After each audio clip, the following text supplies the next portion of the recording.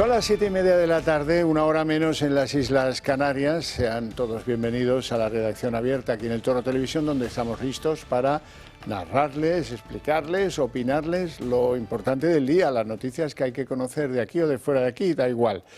Todo ello con un doble compromiso por nuestra parte, que es la valentía y al mismo tiempo el rigor. Las dos cosas son imprescindibles para hacer buen periodismo y dentro de un ambiente general de libertades. Porque al final los peces se mueren en la alberca si no tienen suficiente oxígeno. Eso es lo que pasa con los medios de comunicación donde las opiniones no son libres.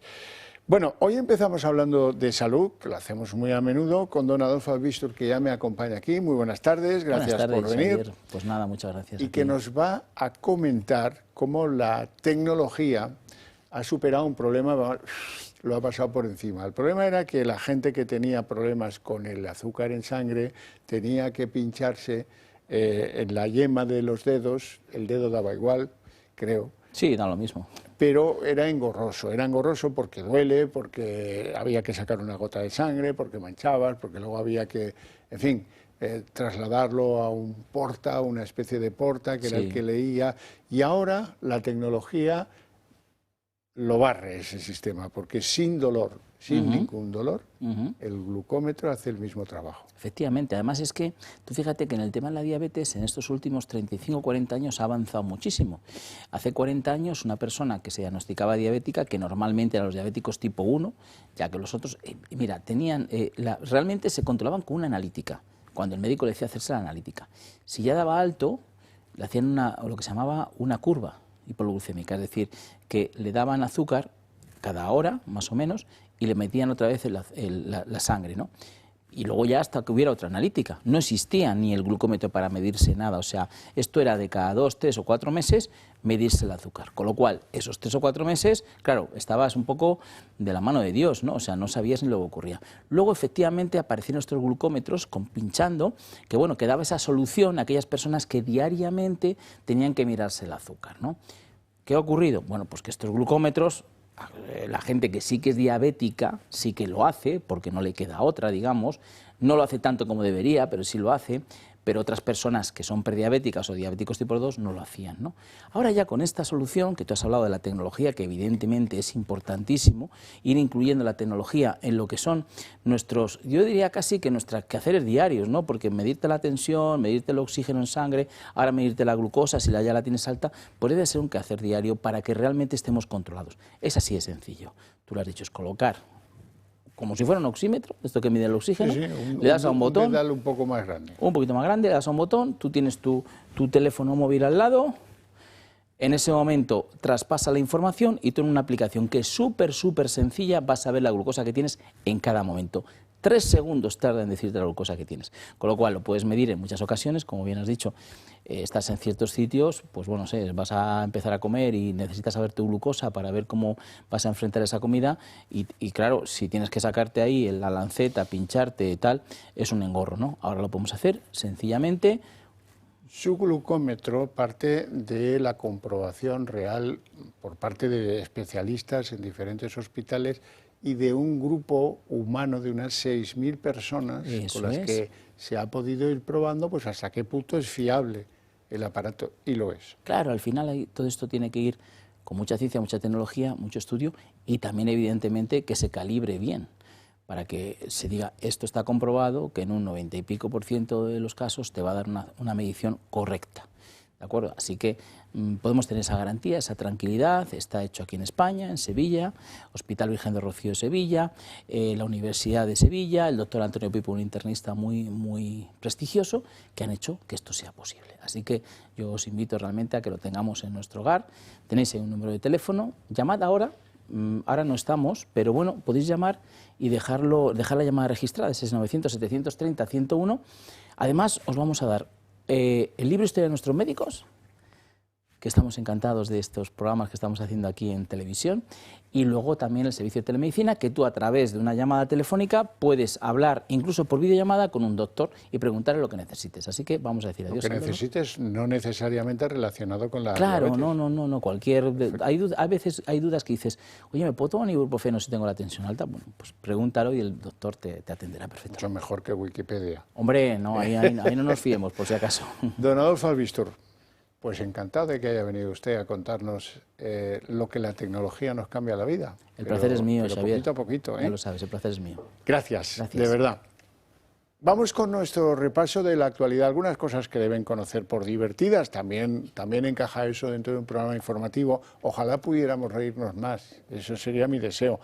Pocos elementos me dan, pero bueno, en cualquier caso quiero que vean imágenes de un acto oficial en el que el presidente de Colombia, Gustavo Petro, bueno, pues que el hombre le debe faltar un atril en lo que es la presidencia colombiana, y utiliza a una especie de funcionario acurrucado ahí debajo para sostenerle el ordenador. Lo interesante es que le han puesto de chupa de domine porque le consideran un explotador, un inhumano, pues porque incluso le llaman esclavista, porque el pobre funcionario pues tiene que hacer de trípode o de atril humano, sujetándole al gobernante colombiano, en fin, el ordenador. Esto se puede hacer de muchas formas, pero no se me ocurre a mí ninguna más ridícula que la que están viendo ustedes en pantalla.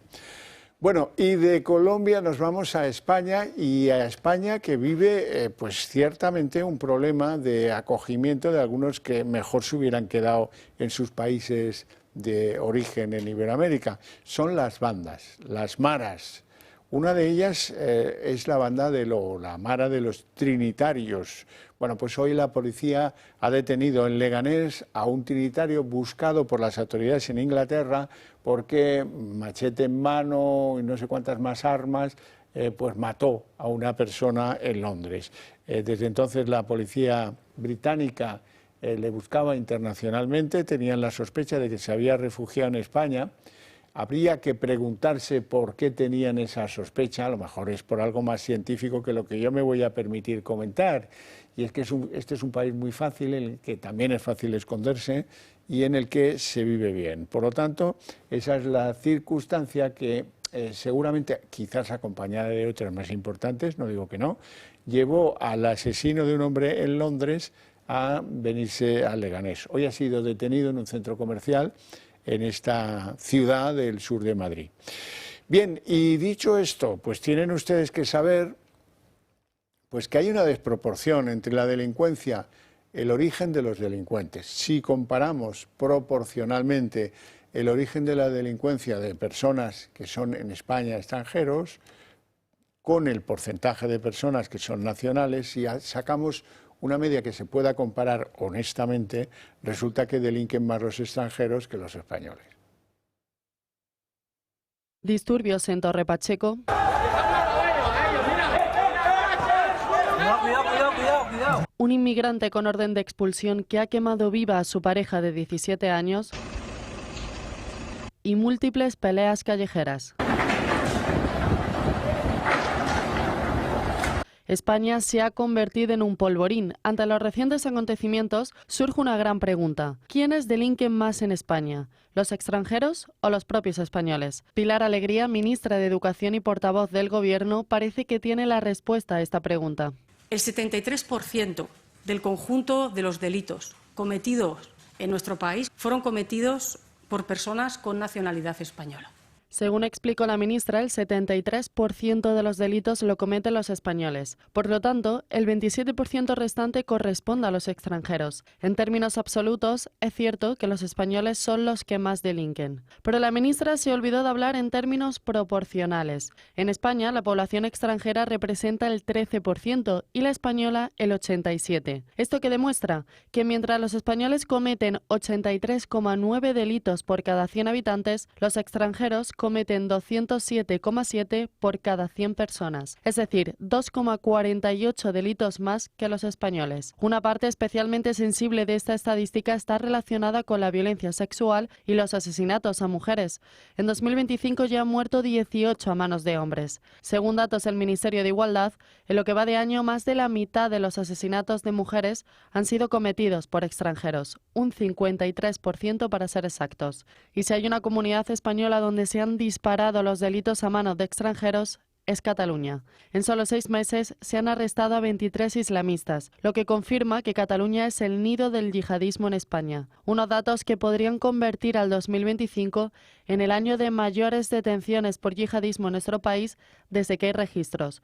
Y unos datos que desmontan el relato del gobierno. Porque sí, los extranjeros, proporcionalmente hablando, cometen más delitos que los españoles. Y la portavoz de Vox en el Congreso de los Diputados, no sé si sabéis que le han cambiado el nombre. Lo que siempre fue, lo que dice la Constitución, el Congreso de los Diputados, ahora es simplemente el Congreso. Como el edificio está muy protegido, por razones históricas, pero sobre todo por razones, digamos, estéticas, no lo van a retocar de la fachada. Es difícil también quitar de ahí la segunda parte, dejarlo solo en Congreso, ¿no? Bueno, así es que yo con mucho empeño, a partir de ahora, mira que le llamaba Congreso y Congreso de los Diputados alternativamente, pero ahora no voy a dejar de pasar la oportunidad para llamarle lo que es Congreso de los Diputados. Ya solo faltaría que con las leyes de paridad le cortasen el pelo a uno de los leones para que pareciera una leona. Venga, ya está bien de tonterías. Bueno, como les decía, Pepa Millán, la portavoz en el Congreso de los Diputados de Vox, ha hablado sobre la relación entre la violencia y el número de inmigrantes. Hemos conocido demasiados casos de violencia desconocidos hasta hace pocos años en nuestras calles y desde luego a las que no nos vamos ni queremos acostumbrarnos ni por supuesto vamos a obligar a que los españoles convivan con estos episodios indeseables y que se producen por culpa fundamentalmente de la violencia importada, como digo, y de las políticas de puertas abiertas impulsadas por todos los partidos políticos a excepción de Vox, demonizado además precisamente por ello, por ser los únicos que denunciamos esto. Y para que vean ustedes cómo está España, les tengo que contar que 162 mujeres extranjeras que estaban siendo explotadas sexualmente por una banda han sido liberadas. Han sido liberadas de pisos como este que ven, que la banda compraba para que en sus habitaciones ejercieran la prostitución. Muchas de estas mujeres pues, se las desproveía de sus pasaportes, de su documentación, se las tenía medio amenazadas y bueno, pues por suerte y gracias a la denuncia de 3 de ellas que se animaron, pues ha caído la banda. Caer la banda significa que ha habido 37 detenidos. La banda era bastante, bueno, claro, el negocio pues debía ser productivo y tenía todo tipo de sicarios, ¿verdad? ¿Por dónde estaban estas mujeres de origen sudamericano? Pues estaban por toda España. Valencia, Tarragona, Barcelona, Málaga, Castellón, Alicante, Murcia. Y esto viene a abrir una reflexión sobre el usuario de estos servicios y si el usuario de estos servicios, pues aunque uno sea a ratos prohibicionista y a ratos no tanto, si tienen en cuenta los varones que utilizan estos servicios, que esas mujeres están siendo explotadas sexualmente y muchas de ellas forzadas a hacerlo. En fin, las víctimas de esta red solo podían salir 2 horas al día en horario de mañana, cuando bajaba la afluencia al negocio, y tenían que estar permanentemente disponibles en manos de sus proxenetas, en manos de las bandas que las tenían pues amenazadas, subyugadas y atemorizadas. Bueno, y del cómo está España nos vamos al mundo de la droga. Estoy interesadísimo en que creo que vamos avanzando, la verdad. Pero poco a poco tenemos que hacer que los partidos políticos se sitúen sobre este tema del que quieren pasar sobre como si fuera por ascuas. No, hay que obligarlos a que se mojen. ¿Por qué hay que obligarlos a que se mojen? Porque de lo contrario llegará un momento en que algo de España, una parte de ella, pues será más propiedad de las narcobandas que de los españoles.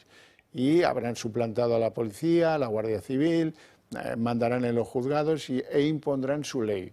Su ley es tener controlada la juventud de ese territorio, que hipotéticamente, por ejemplo, podría estar en el campo de Gibraltar, o en algún sitio en Galicia, es igual, está por todas partes.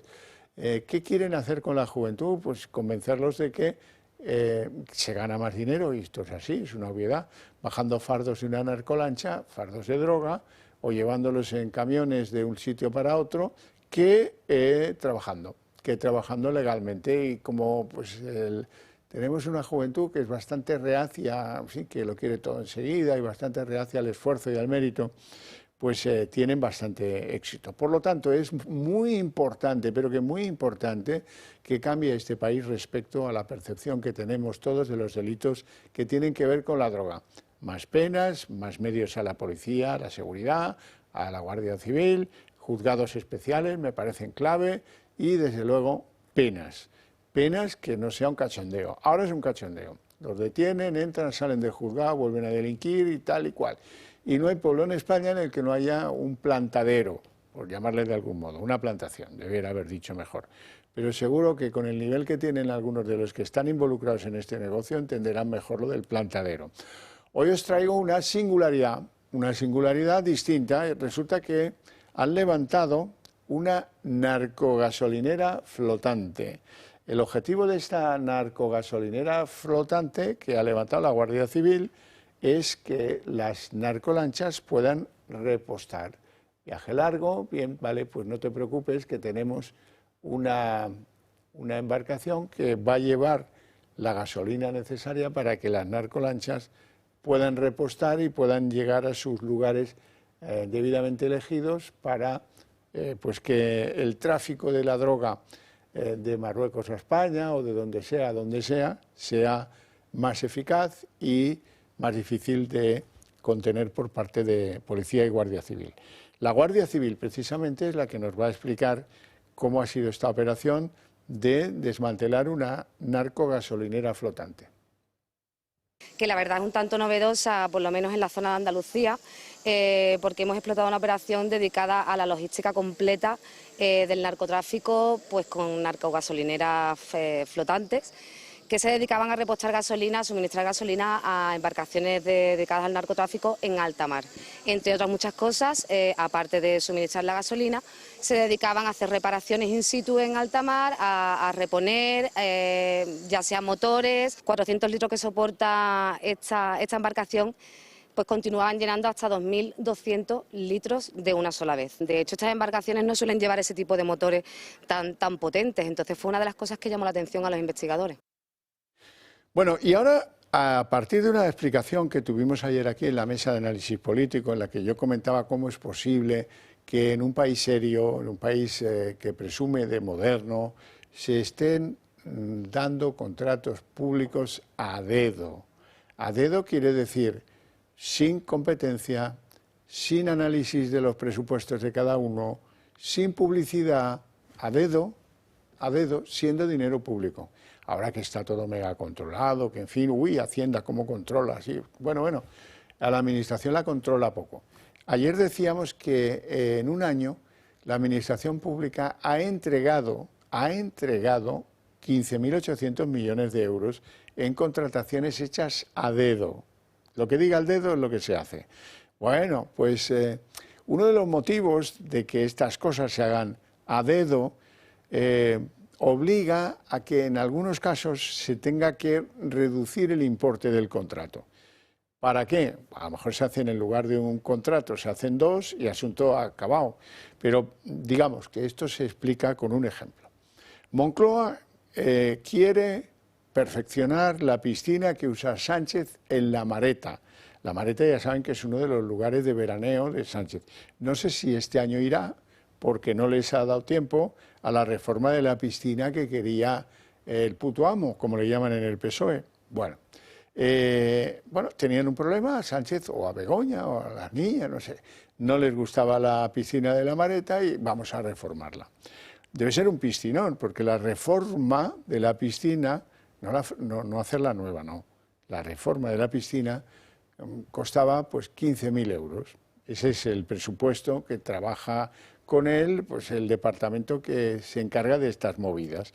Pero la Moncloa ha decidido que para que se pueda adjudicar con el dedito, la reparación cueste 14.999,99 euros, con lo cual el precepto legal de los que, para que vean la picardía, cómo es la picardía de estos tíos, ¿no? Como 15.000 ya exige concurso. Se tiene que anunciar, se tiene que publicar, se puede presentar uno que lo haga más barato, en fin, no puedes favorecer al que tú quieres, Coldo frustrado, Ábalos también frustrado, Santos Cerdán sin poder pillar mordida, o sí, no lo sé, porque al final han optado por una sinvergonzonería, que es que el presupuesto en lugar de decir 15.000 diga 14.999,99. Y asunto concluido, porque como a estos no los persigue nadie, perseguir quiere decir tutelar, vigilar, que es lo que procede cuando uno ve esas cosas, le entran unas ganas de ponerse serio con la contratación pública, pero vamos, espectaculares. Bueno, nos vamos a ir a publicidad. Antes que eso, permitidme que os hable del Club de Amigos del Toro Televisión. Es una cosa muy simple. Si estáis intentando en las reuniones con amigos, familia, etcétera, etcétera, hacer algo porque las ideas esas que compartimos vosotros y nosotros lleguen al fondo, lleguen a la sociedad española, a cualquier ciudadano de nuestro país, a cualquier compatriota, pues bien, eso es una vía, está bien, yo también lo hago, pero cuidado, es una vía muy lenta. No podemos ir uno a uno, ¿dónde están? Ya te han oído el rollo, en fin, algunos te han creído y siguen lo que tú les dices, pero otros no, en fin, bueno, eso es mejor que lo hagamos nosotros, que tenemos voluntad de ser la correa de transmisión de esas ideas para que cada vez más gente de nuestro país pueda escucharlas y tal vez compartirlas, si quieren, no obligamos a nadie, por supuesto, pero eso depende de que nos apoyéis. ¿Y cómo nos podéis apoyar? Hay varias formas, ¿eh? Si entráis en la página web del club os explicará cómo hacer donativos, cómo si hacéis donativos los podéis deducir en la renta y os explicarán también que la forma más sencilla de apoyarnos es haceros miembros del Club de Amigos del Toro TV. ¿Cómo se hace? Facilísimo. 91 616 2464 y en 5 minutos el tema queda resuelto, vosotros nos estaréis apoyando y nosotros obraremos en consecuencia para trasladar esas ideas que compartimos.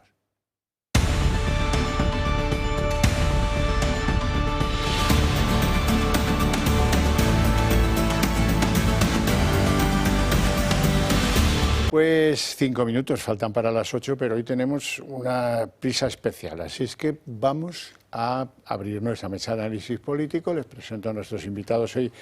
Don José Virgilio Menéndez, muy buenas tardes. ¿Qué tal? Buenas tardes. Diputado del Partido Popular en la Asamblea de Madrid. Así es. Don Manuel Pino, eminente jurista, taurino, vicepresidente del Club Liberal Español y hombre de bien. Muy bien, pues muchísimas gracias por invitarme de nuevo y aquí a debatir las múltiples cosas que hoy sí, tenemos. La verdad es que sí. Vamos a empezar suave. Empezamos suave. Que ver, ¿no? No sea que el calor nos dé un jamacuco.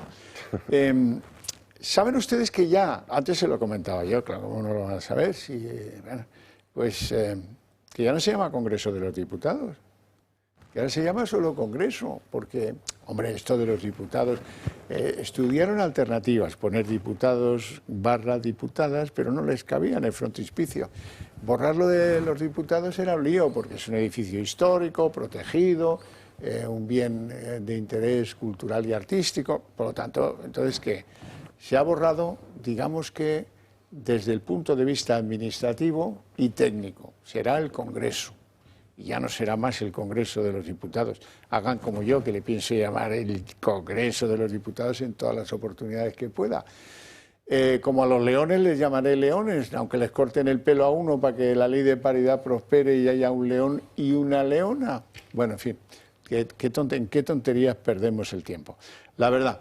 Bueno, dicho queda esto, no vale la pena comentarlo porque ya saben ustedes que esto te lleva por el mal camino, te vas poniendo de mal humor y acaba siendo tal. Bueno, pero Javier, pero lo que me dice que es un disparate, porque usted, la Constitución, en el artículo 66, habla del Congreso de los Diputados y del Senado como representación del pueblo español. Tendrán que modificar eso y no el reglamento de la Cámara para cambiar el nombre de las instituciones, ¿no? Eso es así, ¿no? Y Ahora, aparte de disparate, de una semántica. Aparte de disparate, estas son las preocupaciones del Gobierno cuando se está todo tambaleando. Pues, Sí. Acordémonos del Día de la Dana, con mucha gente muerta en las calles de la Comunidad Valenciana y ellos preocupados por amarrar bien el Consejo de Radio y Televisión Española. Lo que les señor. preocupa es su supervivencia nada más y todas las tonterías posibles que haya. Bueno, esto sí que merece la pena, de verdad, de la buena. No digo que lo otro no, pero esto más. A mí, por ejemplo, me produce un desafuero tremendo. Ocupas, los que vulneran la propiedad de las viviendas han elegido unas víctimas muy fáciles, la gente mayor. A la gente mayor que vive sola, mayormente, pues es al objetivo, que le ponen el objetivo, lo siguen, vigilan, etcétera, y resulta que cuando, por ejemplo, en las últimas horas se han producido 2 casos verdaderamente llamativos. En primer lugar, no quiero equivocarme con los nombres. Hay un anciano de 90 años que se llama Agustín, que se marchó unos días a Toledo, a su pueblo de vacaciones, y el nieto le avisó: abuelo, que te han ocupado la vivienda. Y eso no puede ser, en base a unas leyes que no protegen pues la propiedad del inmueble. Buscan gente modesta, buscan gente mayor, gente que pues no va fijándose en si alguien le observa, creo yo. Josefina es el caso de una mujer de 85 años que tuvo la desgracia de alquilar a unas personas poco decentes su vivienda. Ya se fue a vivir creo que con una hija, puso en alquiler la vivienda, se la alquilaron unos desaprensivos y al segundo mes la dejaron de pagar.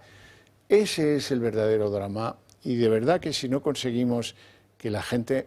¿Usted se cree que es normal que España sea el país de Europa que más alarmas vende? Eso es hijo de que hemos hecho las cosas mal.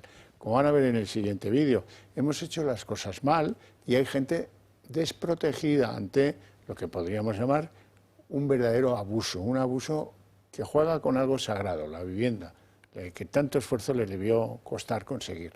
Van a verlo. La ocupación en España continúa siendo un azote social. En 2024 hubo 16.426 denuncias, según el Ministerio del Interior, un aumento del 7,4% comparado con el año anterior. En los primeros meses de este 2025, el Consejo General del Poder Judicial muestra un repunte superior al 5%. Los últimos casos demuestran que los ocupas tienen ahora un objetivo: ir a por los ancianos. En Getafe, Agustín, un anciano de 90 años que lleva viviendo en la misma casa durante más de medio siglo, se encontraba pasando unos días en Toledo. Uno de sus nietos, al pasar por la vivienda, descubrió la ocupación. La cerradura estaba cambiada y dentro había gente. La familia intentó echarles y fueron los propios ocupas los que llamaron a la policía. Los ocupas, con antecedentes por estafa y robo, presentaron a los agentes un contrato de arrendamiento falso, como si el anciano les hubiese alquilado el piso, y un vídeo que simulaba una mudanza a la propiedad. Tras lo cual han sido detenidas 4 personas, 3 hombres y una mujer de nacionalidad peruana y cubana, entre los 32 y 60 años de edad. Se les acusa de allanamiento de morada y falsificación documental. 2 ocupas que estaban en la casa, que no han sido detenidos, se han trasladado al piso contiguo. Agustín se encontró con la casa totalmente desmantelada. Habían vendido los objetos de valor y destrozado las dependencias del anciano.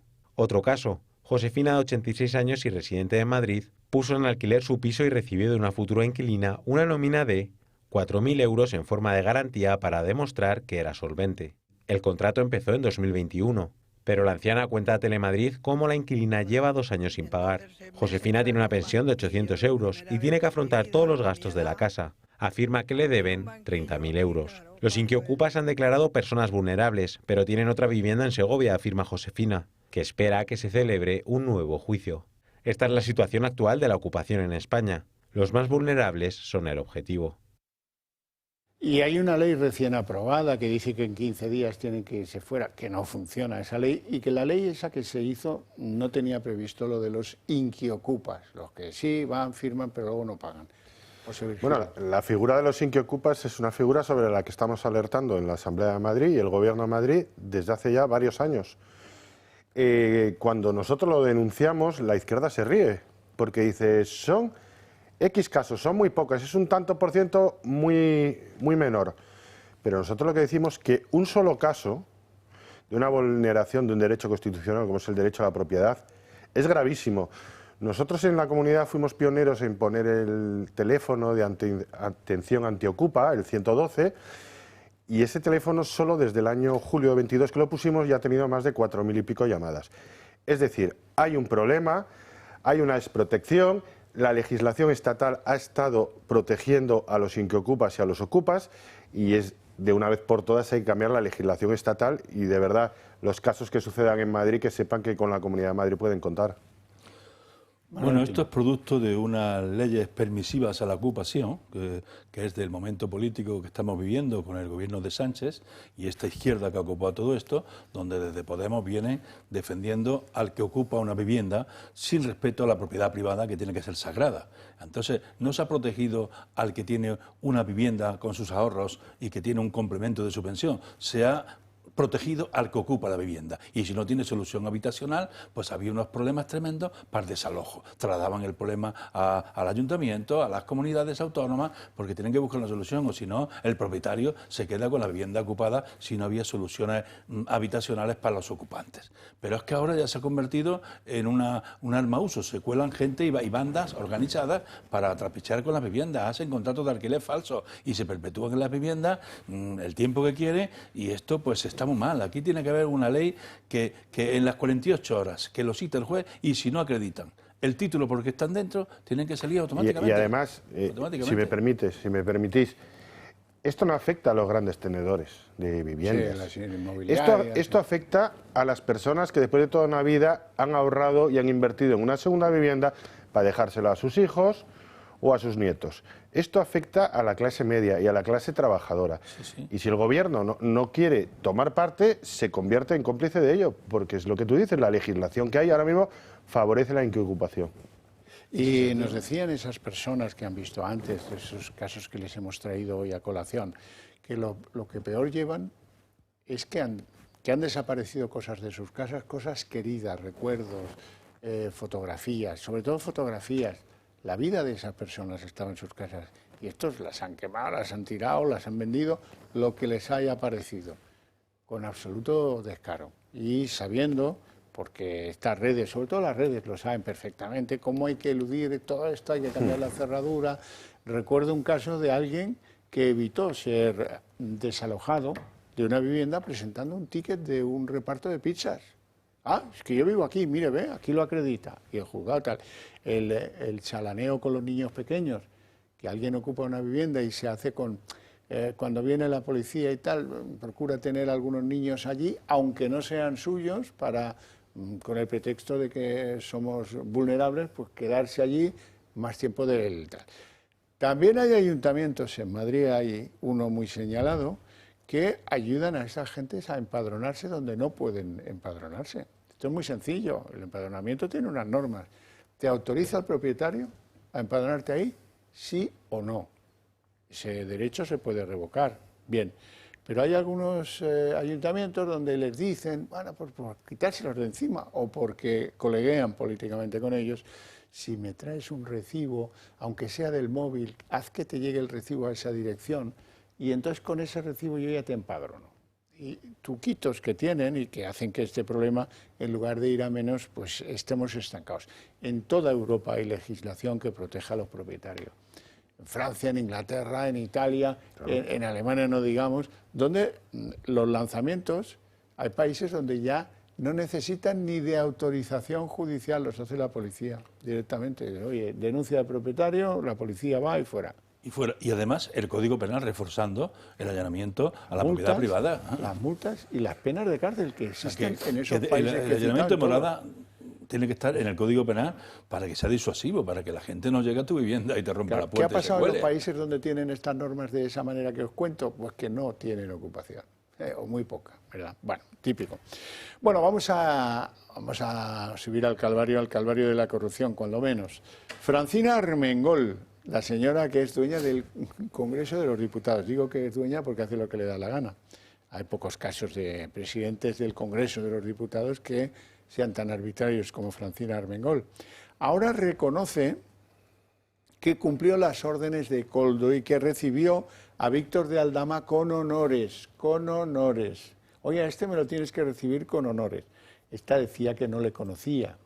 Luego aparecieron no sé qué informaciones que desvelaban que había tenido un contacto y entonces dijo solo una vez y por una historia que tenía que ver con Air Europa y venía acompañado de Hidalgo hijo, Javier Hidalgo. Bueno, bien, pero ahora queda el pastel al descubierto, el debate lo publica, que efectivamente ella... ¿Dónde se ha visto en la administración? Manuel, tú que tienes experiencia en esto, ¿dónde se ha visto que una presidenta de una autonomía se le ponga al teléfono al conductor, escolta, no sé qué, de un ministro y que si el escolta del ministro le dice tienes que, ella vaya y resuelva?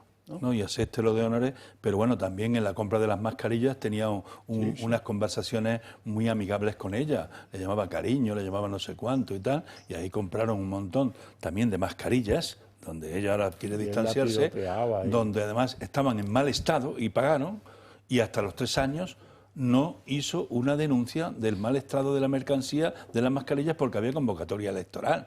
O sea, ella ha mentido en sede parlamentaria, porque ha metido en la Comisión de Investigación del Senado y dijo que no conocía de nada a Aldama, y ahí están los vídeos y ahí están las actas de la Secretaría de las Sesiones, ¿no?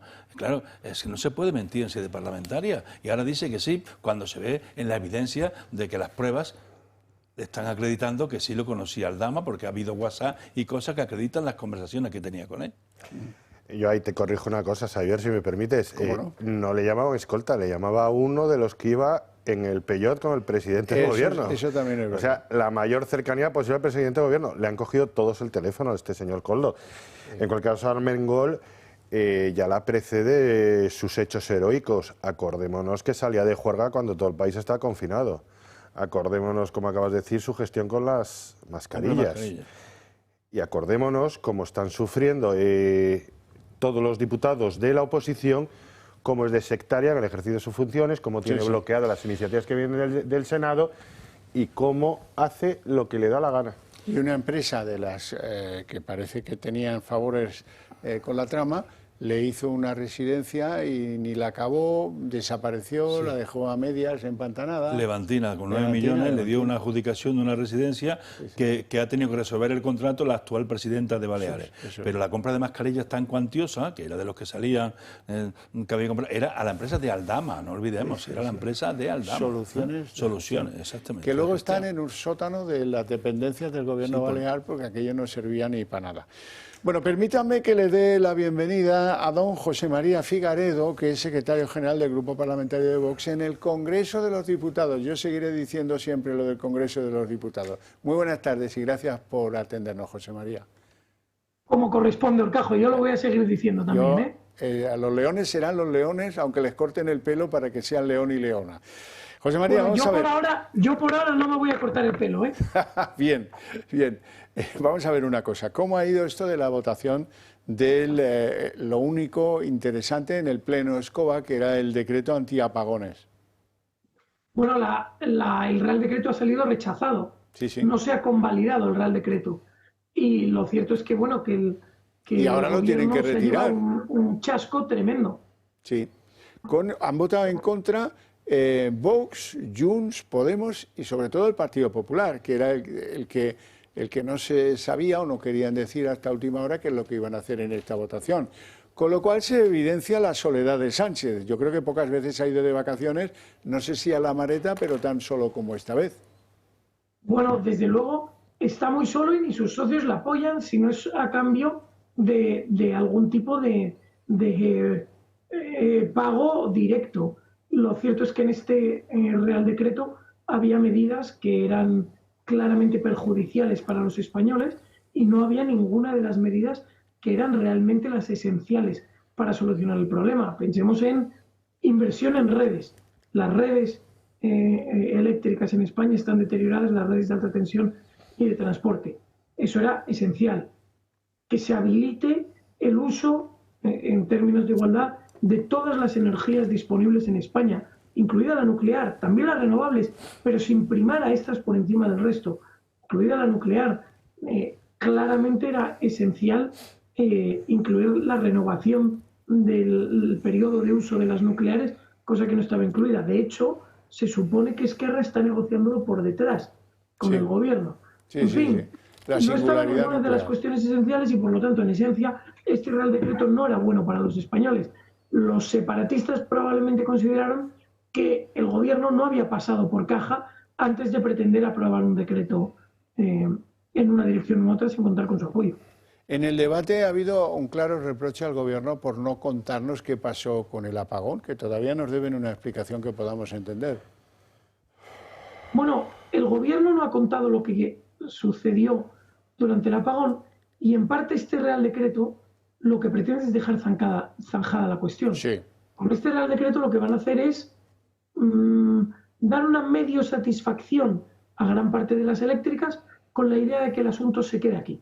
¿Por qué el gobierno quiere que no se esclarezcan los hechos? ¿Por qué el gobierno quiere que no se siga hablando de ello? Porque es evidente que el culpable es el gobierno. Quien dirige Red Eléctrica Española, que es el operador del sistema, que es quien debe garantizar la estabilidad en el sistema, quien dirige Red Eléctrica es el gobierno. El que autoriza o exige, cuando se celebra una subasta de energía, que determinadas fuentes de generación no entren, o exige a determinadas fuentes de generación que no estando o no habiendo acudido a la subasta deben entrar, es Red Eléctrica. Es decir, si en determinado día no hay suficiente generación nuclear, Red Eléctrica descuelga el teléfono y ordena a los operadores nucleares introducir determinada cantidad de energía nuclear. Y eso es así. Y si Red Eléctrica no lo hizo, y por no hacerlo sucedió el apagón, eso quiere decir que han operado con clarísima negligencia. Pero es que lo peor de todo es que Red Eléctrica, en sus cuentas anuales, ya preveía uno de los riesgos para la estabilidad del sistema, la excesiva penetración de energías renovables sin las condiciones necesarias para reaccionar ante variaciones en el sistema. Y esto lo dice literalmente en las cuentas anuales de Red Eléctrica. Bueno, digo, ahora... Además de eso, perdón, Horcajo, y ya con esto termino, después del apagón, el gobierno aprueba en el Consejo de Ministros, a la chita callando, la adquisición de unos aparatos tremebundos que lo que hacen es acoplarse al sistema y darle inercia. Para que suceda un apagón, las bobinas de estas máquinas continúen con la inercia del sistema y no puedan repetirse los apagones. Es decir, el gobierno reconoce que su gestión y su falta de previsión fueron las que provocaron el apagón. Ahora le decía que la convalidación del decreto ha sido negativa y procede que el gobierno lo retire.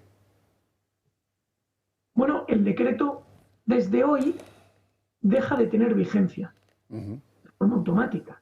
Ya está. Bueno, pues no se me ocurre sonoro bofetón más gordo que este para que se vaya de vacaciones, no sé si a la Mareta, el presidente del gobierno. José María Figaredo, un placer enorme tenerte en el programa. Te mando un fuerte abrazo y te deseo una feliz tarde.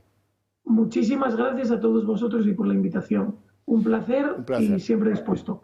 Un abrazo. Vamos a ver, ¿queréis que abordemos este tema ya? Sí. ¿O me dejáis 5 minutos para que terminemos unas declaraciones y compongamos un vídeo con otras informaciones? Sois muy amables. Vamos a ver, han hecho las cuentas los netos, el neteo, de lo que Ábalos le daba al PSOE, pero sobre todo de lo que el PSOE le dio a Ábalos. Y el resultante de esto es, bueno, alucinante. El PSOE le dio a Ábalos 586.000 euros, porque cobraba, el grupo parlamentario pagaba al diputado. A los diputados socialistas les paga el grupo. Una cosa que tampoco me parece una cosa extraordinariamente rara, porque esto complica mucho las retenciones, complica tal. Fíjense, la señora Armengol pagaba al grupo socialista por todos sus diputados el salario mensual, pero en el grupo socialista les deducen un pellizquín, el diezmo o el impuesto revolucionario, lo cual viene a producir otro desastre en términos de fiscalista. A la hora de hacer la renta dice, sí, pero me descuentan lo que se ha quedado el partido. Claro, sí, eso te lo tengo que poner como donaciones políticas, que por cierto tienen un máximo. y es bastante bajo el máximo. Pero bueno, eso habrá que verlo caso a caso. La cuestión es que el tío recibió del Grupo Parlamentario Socialista, en todo el tiempo que estuvo pendiente y su nómina pasó por manos del Grupo Socialista, 586.000 euros. Y él entregó al PSOE, esto del impuesto revolucionario que os comento, 45.000. Bueno, pues ahora ya sabemos quién es quién en la contabilidad enloquecida de todo esto, que no es un acto de voluntad, es lo de pellizcar, ¿no? Aquí ya te viene pellizcado, ¿no? Pues eso parece que es lo que quiere decir la norma, que no sea un acto de la voluntad de él, que después de cobrar su sueldo le entregue un 5% o un 10% a su partido, sino que ya alguien le hinca el diente. Yo no lo entiendo, vamos, desde luego en la Asamblea de Madrid, la Asamblea como entidad, como empresa en este caso, claro, paga a cada trabajador, sea funcionario o seas político, seas diputado. Ellos te pagan, te aplican la retención y al final de año lo presentas en Hacienda y si tienes la desgracia como a mí este año que te sale a pagar, pues te sale a pagar. Pero es una nómina como cualquier trabajador por cuenta ajena que hay en este país. Este mejunje que tienen en el PSOE, yo no lo entiendo y yo creo que debe tener alguna arista, no sé si muy presentable. Desde luego, a día de hoy, confírmeme si Ábalos sigue siendo miembro del Partido Socialista, porque creo que todavía no lo han expulsado. A día de hoy creo que... Sí, está expulsado. Expulsado, sí. Ahí sigue en sus corros, con sus compañeros, y su voto es indispensable para todos los proyectos que saca el gobierno. Fíjate, hoy estaba toda la prensa muy expectante de ver a Ábalos en el pleno extraordinario, ahí le tienes, entrando en el Congreso, el pleno escoba ahí se le ve delgado, la verdad. Sí, pero su voto sigue siendo necesario para la mayoría del gobierno. Y ese habrá sido llamado por la escasez de votos para que no fracasara este decreto que ha fracasado estrepitosamente. Obviamente, no podía faltar ninguno y también a porque para esas Yo cosas... creo que, volviendo al tema anterior del pago de la Cámara, tú sabes que yo fui gerente del grupo parlamentario centrista en el Congreso con UCD. Y el sistema era, como acaba de decir José Virgilio, el Congreso pagaba a cada diputado su nómina con sus retenciones y su seguridad social. Claro. A cada diputado. Y hoy creo que lo del PSOE es una excepción, que los demás grupos pasa lo mismo, que paga el Congreso a los diputados, no sé, supongo que en el PP nacional hará igual el Congreso, el PP no coge las nóminas y se las lleva al grupo, sino que cada diputado cobra la percepción que tiene de sus comisiones, lo que sea, lo que le pague el Congreso, y le practica las retenciones y le da el dinero para sus gastos, lo que tenga. Se entiende con la tesorería o con el director financiero del Congreso. Entonces, esto es una excepción que yo creo que es para pagar, para obligado detracción de la cuota que tienen impuesta, que tienen que pagar a la financiación del partido. Pero solamente como un sistema de recaudación de esa cuota, pero no le veo yo y una distorsión. Pero insisto que eso no está claro, porque en la Asamblea de Madrid a los diputados socialistas les pagan la nómina como cualquier trabajador por cuenta ajena. Entonces, esto del Congreso tiene algo... Yo creo recordar, además, que de hace unos años hubo alguna sentencia que prohibía, y se refería a algún grupo municipal, que prohibían que se cobrara el grupo municipal, que no fuera el ayuntamiento quien pagara a sus concejales. Bueno, pues esto la señora... Y el obligado a retener y a pagar, el retener y a pagar Hacienda es el pagador. O sea, el claro, pues tiene su CIF y el que tiene que retener e ingresar lo que retiene. Vamos a hacer una pequeña pausa de publicidad, estamos de vuelta en 2 minutos.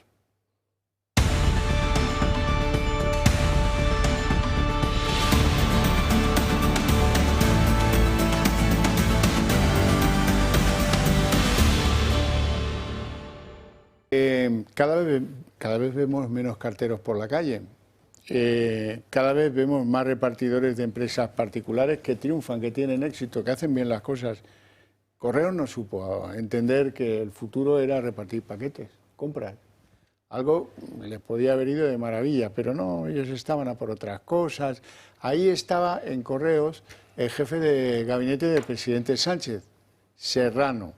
Y Serrano estaba más atento a otras cosas, pintar los buzones con la bandera del arco iris y los camioncitos y tal, y no sé qué, y venga a perder dinero, y venga a perder dinero. Dejó la compañía Serrano pues con más de 1.000 millones de deuda. De ahí sale, ahí contrata Serrano a la espía pocera, a Leire Díez, que fue directora del sello y diseñaba unos sellos que no le gustaban a los apasionados de la filatelia y que no se han vendido, aún están ahí muertos de risa en correos. Y ahora resulta que el gobierno ha decidido echarle un capote. Ahora quien manda en correos es otro tradicional del PSOE, Saura. Saura, que por cierto es nacido en Torre Pacheco. Bueno, tiene poco que ver en esto, porque ya se lo entregaron podrido, pero ha conseguido de los poderes públicos que 3.000 millones de los españoles se vayan a destinar en los próximos 4 años para tratar de reflotar correos. Una pena, porque todo esto podía haber sido mejor conducido. Esta fue la primera empresa en ser colonizada por Sánchez, así que llegó a la Moncloa. El Estado rescatará a Correos. La compañía pública recibirá 3.000 millones de euros en 4 años. Esta decisión se enmarca en una enmienda fruto del acuerdo entre el Partido Popular y el Partido Socialista. Con la inyección multimillonaria de fondos públicos, pretenden evitar su disolución, la pérdida de más de 50.000 empleos y acabar con la situación crítica que atraviesa la compañía postal, que acumula pérdidas de más de 1.200 millones de euros de la época del anterior presidente e íntimo de Sánchez, Juan Manuel Serrano, quien mientras Correos cerraba 2023 con pérdidas récord, ideó una polémica campaña LGTBI que consistió en pintar furgonetas y buzones con los colores del arco iris. El caos en la distribución y en las oficinas, la falta de personal, la precariedad laboral y, en definitiva, la mala gestión han hecho que el servicio se deteriore a pasos agigantados y los clientes recurran a otras alternativas privadas de reparto. La decadencia de Correos radica en los nombramientos políticos a dedo. Juan Manuel Serrano ocupó el puesto de presidente de Correos tras ser jefe de gabinete de Sánchez. Fue una recompensa política, no mérito profesional, ya que no tenía ningún tipo de experiencia en logística, gestión empresarial o postal. Otro de los nombramientos estrella en Correos fue el de Leire Díez, la fontanera del PSOE. Su cargo fue el de directora de Relaciones Institucionales y Filatelia, creado expresamente para ella por Juan Manuel Serrano, sin tener ni formación ni trayectoria relevante en ese campo. Su sueldo anual llegó a superar los 100.000 euros. Una de sus decisiones en Filatelia, fruto de su nula formación y experiencia en el sector, fue lanzar emisiones de sellos sin coherencia ni valor para los coleccionistas. Supuso un gasto desproporcionado. Y la falta de transparencia en la gestión económica y administrativa dañó la reputación histórica de la filatelia española. Y ahora don Manuel Pino, don José Virgilio y yo contribuiremos al salvamento de la empresa Correos. Y todo el contribuyente español, porque son 3.000 millones que van a meter de rescate para una empresa que se dejó en manos de insolventes.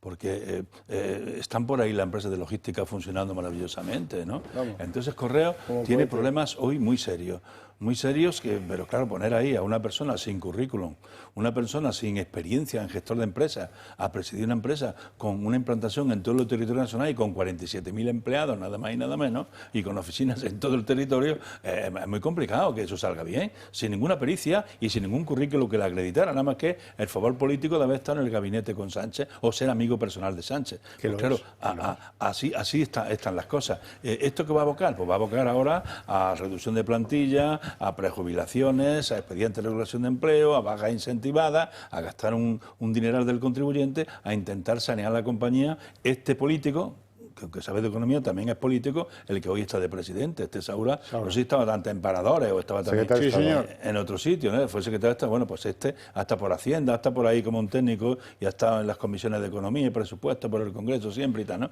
Parece que sabe más, ¿no? Y que fue diputado por Murcia mucho tiempo, ¿no? De la época de Zapatero, me acuerdo de él. Entonces, claro, esto parece que las oficinas de Correos están funcionando rematadamente mal, con un problema muy serio, que es las comunicaciones oficiales vía correo certificado, que están dejando avisos, pero creo que los avisos los entregan y no son ellos, y que hay una cierta disfuncionalidad en la seriedad personal de entregar el aviso con tantos días para que los plazos no prescriban, porque casi todos son resoluciones administrativas sujetas a plazos, ¿no? Y eso parece que ahora están teniendo un problema, ¿eh? Como se dice ahora en las redes, vosotros sois muy jóvenes, pero no os acordáis que cuando el Partido Popular gobernaba, Correos tenía beneficios. Fue llegar Sánchez Y como le consideraba un poquillo, con todo respeto, es un poco tonto para llevarle el gabinete en Moncloa, dijo, ¿qué voy a hacer? A él y a su mujer les coloco bien. Su mujer, que es una histórica del PSOE madrileño, que ha sido responsable de la gestora, pues un sueldo de diputado de 100.000 euros. Este hombre ha estado ganando casi 300.000 euros. O sea, la familia con buenos recursos, sus 400.000 euros al año, y le ponen de responsable de una empresa que no me vale lo de que no se ha sabido adaptar a los tiempos. No, políticamente se ha dado prioridad a otras cosas, como pintar buzones, como sacar sellos provocativos. Recuerden ustedes que todo... Cuando ha habido una polémica han sacado un sello provocador, normalmente para la mitad de los españoles que no son los que están a favor del gobierno.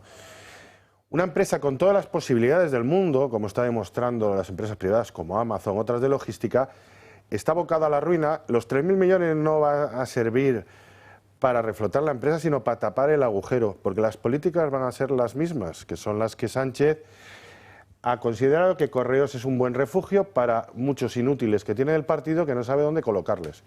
Además de fontaneros, claro. Sí, sí, esa es la cosa. Y lo han probado todo, ¿eh? Acuerdos con aseguradoras, venden números de la ONCE, libros... Con entidades financieras también. Hicieron un acuerdo con y una empresa que es de las cajeros y todo para una empresa dinero. Que es de las que estructura el Estado español, porque está presente en todos los municipios, da igual que sea Cataluña, País Vasco, y de la que depende Madrid. Y de la que depende el voto. No te olvides, que eso es muy importante. Por eso, el voto por correo lo gestionan ellos. Claro, y lo gestionan, pues imagínate, como el resto. En fin, lo dice uno que ha recibido de repente 30 cartas. 30 cartas, algunas de fecha mayo. Estamos en julio. Pues que no ha habido reparto, ¿no? Bueno, vamos con algo que ha tenido lugar hoy que vale la pena que comentemos. Hoy iban al Senado a declarar a Antxon Alonso, el dueño de Servinavar, el que firmó un contrato con Santos Cerdán para venderle el 45% de la empresa por 6.000 euros. Y también iba Vicente Fernández, que no es un cantante de corridos mexicanos, sino que es el expresidente de la Sociedad Estatal de Participaciones Industriales, la SEPI, que por arte de Birli Birloque era uno de los 9 empleados de Servinavar. Otro de ellos era la esposa del número 2 del PSOE en Navarra. Bueno, estos dos han ido allí a nada, porque han dicho que se acogían a su derecho, que estaban inmersos en una investigación. Bueno, probablemente lo que les haya aconsejado su abogado. No digo que el consejo no sea razonable. Lo que digo es que el tono es bastante chulesco, que alguien que va allí a comparecer pero no a declarar, como Antxon Alonso, le diga al presidente de la comisión que cordialmente le recomienda que clausure la sesión, porque el presidente es el que abre y el que clausura la sesión, y no el compareciente. Solo faltaría. Dado que el objeto de la presente comisión de investigación es igual o similar al de la causa penal seguida frente a mí en el Tribunal Supremo, tengo derecho a no declarar en este acto. De hecho, así lo han hecho también previamente otros investigados que han sido igualmente citados para comparecer ante la presente comisión de investigación. Como no voy a responder a ninguna pregunta, solicito atentamente al presidente de la Cámara que levante la sesión, si es tan pertinente. Pues no, señor, la sesión no la levantas tú, solo faltaría. Bueno, tiene su derecho a no declarar. Eso sí. Está previsto. Si hay en plan macarra y chulo, ¿no? Pero de ahí las formas de la prepotencia y de dar instrucciones al presidente de la comisión. Que es amigo de Otegi, además. Sí. Es el gran... de mí, oye, y adjudicatario en ENUTES con grandes compañías españolas de contratos de muchos millones de euros. Sí, señor. Porque la comisión era para el Túnez. Y además es que la obra más gorda que ha habido en Navarra, de verdad. En Navarra, por lo que parece, nos han tapado, vamos, porque el consejero era el tío de la presidenta, o sea, ahí no se tapan. Se llaman todos igual. Y la dueña de la empresa en la que tiene participación Cerdán también está la mujer de este. Yo creo que no se han tapado, ha ido con una impunidad que claro que les está reventando en la cara ahora mismo. Desde luego. Bueno, vamos quizás a la noticia del día, porque se va Sánchez con un bofetón en la cara de vacaciones tremendo, el pleno Escoba, el pleno extraordinario, que hay que contar las cosas desde el origen. Había dos cosas estrella en ese pleno, políticas de fondo. Una era la reforma Bolaños, que tiene a los jueces y a los fiscales de los nervios, y la otra era el capricho de Yolanda, la reducción de la jornada laboral. Que eso a los de Junts les dijo que no y se ha mantenido, por una vez se ha mantenido en que no, y por lo tanto esas dos cosas las han retirado del pleno, dejando el pleno en una cosilla menor. Dentro de eso, lo más importante, la convalidación del decreto ley, les gusta gobernar así, pero eso hay que convalidarlo. Anti-apagón, llamado anti-apagón, que por contarlo de la forma más a la pata a la llana, Sánchez, para que se acabe de hablar del apagón, sin dar explicaciones sobre el apagón, se saca la chequera con su dinero y el mío y le dice a las eléctricas 3.000 millones y podréis subir el precio al que cobráis la luz un 12%. Y todos empujando a que salga el decreto, todos los que son operadores beneficiados por este decreto. Había dudas sobre lo que decidiría el Partido Popular porque el Partido Popular no había explicado el sentido de su voto hasta que se ha producido en el Pleno una decisión negativa que hace que el PP, Vox, Junts y Podemos hayan estado en contra y por tanto el Gobierno se tenga que comer con papas el decreto anti-apagones. El Partido Popular tumba el decreto antiapagones destinado a reforzar el sistema eléctrico tras el apagón del pasado 28 de abril. No apoyaremos, en definitiva, una política energética suicida que pone en riesgo la seguridad, la economía y la confianza de todo un país. Muchas gracias. Los populares consideran que no se incluyen las medidas necesarias para evitar que se repita en un futuro. Con los votos en contra del PP, Vox, Junts y Podemos, el Gobierno suma una derrota más en el Congreso. No tiene mayoría para sacar adelante iniciativas. Por eso se han retirado las dos propuestas de mayor calado político en el último pleno extraordinario del Congreso antes de las vacaciones de verano: la reducción de la jornada laboral y la reforma conocida como Ley Bolaños. La aprobación o no de esta respuesta inmediata ha dependido hasta el último momento del Partido Popular. Ellos tenían la llave y quedaba en sus manos que el Gobierno convalidase o no el decreto ley, porque Podemos ya avanzó su rechazo a la norma. Creo que es evidente que lo que tenemos encima de la mesa es un real decreto que podría haber escrito el señor Sánchez Galán de Iberdrola. Están muy cómodos con un real decreto que les desresponsabiliza de todo lo que pasó el 28 de abril. Con el llamado decreto antiapagones, el Ministerio para la Transición Ecológica pretendía que la Comisión Nacional de los Mercados y la Competencia elaborase dos informes sobre el control de la tensión eléctrica y la recuperación del servicio tras un corte. Además, exigía a Red Eléctrica revisar la normativa técnica vigente y proponer mejoras legales en un plazo de entre 3 y 15 meses. Las empresas del sector energético han estado intensificando la presión sobre el PP y Junts, que tampoco anticipó su voto, para que se convalidase el Real Decreto. El sector alertó de pérdidas inminentes de hasta 3.000 millones de euros en inversiones renovables y de una posible subida del 12% en la factura eléctrica para la industria si la norma no salía adelante. José Virgilio Menéndez. Bueno, el apagón es una de las historias más oscuras de este gobierno. Nos dejó al nivel de las dictaduras caribeñas en las que escasea absolutamente todo. El Gobierno no ha querido dar explicaciones desde el primer momento de qué pasó. Cuando ellos hablan de información, distinguir información de bulo, en este caso lo están favoreciendo, porque han salido informaciones que si fueran bulos lo tendrías que desmentir. Es decir, se estaba haciendo un experimento, estaba la ministra allí, en el mix energético se decidió, porque políticamente hay que primar a las renovables, que son necesarias, que tenemos la suerte en este país de tenerlas, se decidió excluir a la nuclear en ese momento. Las consecuencias fueron terribles para la economía española y para la imagen y prestigio del país, un país que es el segundo país que recibe más turistas en el mundo. Hoy, como ellos, como usted bien ha dicho, gobiernan por decreto ley, es como gobiernan, son incapaces de presentar un proyecto y enmienda el trámite de enmiendas al trámite parlamentario, lo presentan y dicen, o lo tomáis o lo dejáis. Se lo dijo Feijóo muy claro. Ustedes van a gobernar, pero no nos busquen cuando no salgan las cosas. Den explicaciones, garanticen inversiones energéticas, porque aquí en Madrid llevamos diciendo tiempo. Los centros de datos nuevos, para las nuevas tecnologías, requieren mucha energía y no tenemos. Y la solución que te da el Gobierno es cerrar, por ejemplo, Almaraz, cerrar la nuclear, eso sí, en todos los lados, menos en Cataluña, porque han decidido que también tienen SENI las centrales nucleares de Vandellós. No, y que pueden ser un gran negocio. Ya. Bueno, parece que coinciden muchos operadores que hace falta una inversión en el mantenimiento de la red de la red eléctrica que tenemos, porque como se ha enganchado todo y ahí van las eólicas y van todos ahí a través de la red necesitaba reforzarse y parece que había un problema ahí técnico. Es verdad que no han dado explicaciones, que es lo peor que han hecho, pero no solamente que no han dado explicaciones, porque no ha querido nadie asumir responsabilidades. Nadie ha sido responsable político hasta hoy de ese apagón. Ni el Ministerio de Industria, ni Red Eléctrica, como una presidenta del PSOE y algunos ministros más en el Consejo del PSOE. Y nadie ha dicho, nadie se ha responsabilizado de nada. Sigue cobrando su dineral como presidenta de Red Eléctrica y sigue en su coche como presidenta y sigue con toda su cabela, pero nadie ha asumido esa responsabilidad al día de hoy. Ni el Gobierno, ni los más responsables directos, el ministro de Industria y Energía y la presidenta de Red Eléctrica. Y eso es lo que es criticable. Lo quieren arreglar con un decreto consensuado, más o menos, con el sector, y que va a pasar de rondón.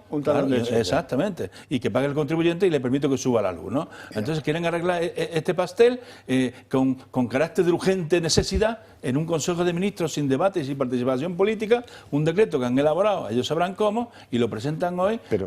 A ver si se aprueba o no se aprueba con la mayoría necesaria de 50 más 1 para que esto se valide. Pero y no se ha validado. Fíjate, si Sánchez todavía tiene el cuajo de decir que la oposición no ha pensado en el interés general. O sea, Sánchez e interés general es un oxímoron, no puede estar en la misma frase. O sea, todo el mundo sabemos que es falso.